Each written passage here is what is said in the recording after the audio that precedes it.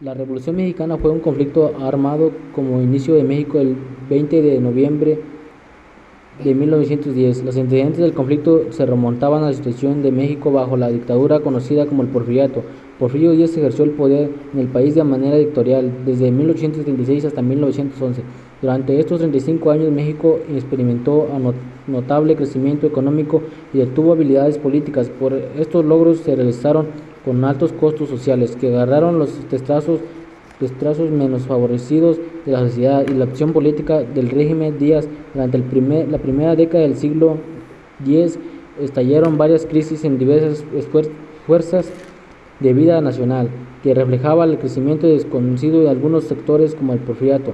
Cuando Díaz aseguró una entrevista que se retiraba del finalizar su mandato sin buscar la relación, la situación política comenzó a agitarse. La opción al gobierno cobró relevante como la postura manifestada por Díaz. En ese contexto, Francisco I. Madero realizó diversas giras en el país con mira a reformar el partido político que elegía a sus candidatos con una asamblea nacional y compartieran las elecciones. Díaz lanzó la nueva candidatura a la presidencia. Madero fue arrestado en San Luis Potosí por su decisión.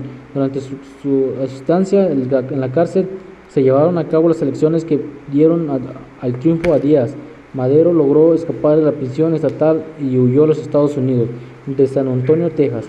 El 5 de octubre de 1910 proclamó el Plan de San Luis, que llamó a tomar las armas contra el gobierno de Díaz. El 20 de noviembre de 1910 el conflicto armado se inició en el norte del país, posteriormente se expandió a otras partes territoriales nacional. Una vez que solamente ocuparon la ciudad de Juárez, Coahuila, Porfirio Díaz presentó su renuncia y exilió a Francia.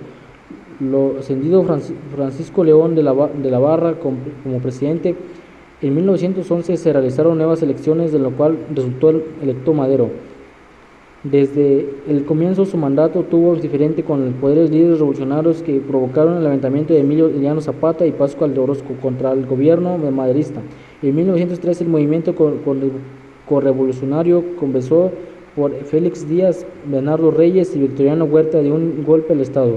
El levantamiento militar, conocido como Decena Trágica, terminó siendo el Madero, hermano Gustavo y Vicente Pino Suárez. Huerta asumió la presidencia, que consumió la extradición de varios jefes de la revolución como Venustiano Carranza y Francisco Pancho Villa.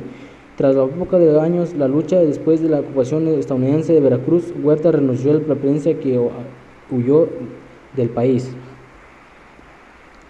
A partir del suceso promovían las diferentes entre las facciones que había luchado contra la Huerta, que surgió nuevos conflictos. Carranza, jefe de la revolución, de acuerdo con el plan de Guadalupe, convocó a todas las fuerzas convocatorias de Aguascalientes para nombrar un líder único. En esta reunión, Eulogio Gutiérrez fue dirigido por presidente en el país. Por los habitantes renunciaron cuando Carranza desconoció el acuerdo. Después de la derrota, conveniendo la Constitución, pudieron iniciar trabajos para la educación de una nueva Constitución y llevar a Carranza a la presidencia en 1917.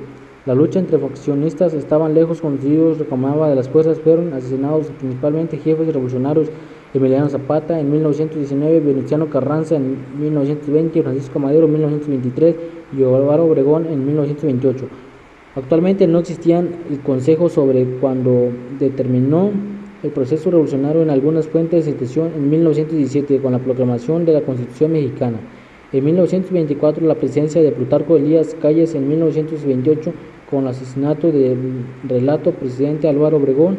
Incluso hay algunas que aseguran que el proceso se extendió hasta el año 1940 como Alfonso Tercena. La Revolución Mexicana nace del descontento que se experimentaba en diversos sectores del país, especialmente en aquellos que tenían menores recursos como los campesinos y un obrero. De allí el movimiento armado no fue unificado, sino que estuviera compuesto de diferentes grupos agrarios, campesinos, populistas, liberales y socialistas, entre otros, que apoyaron y traicionaron entre sí a lo largo de este proceso.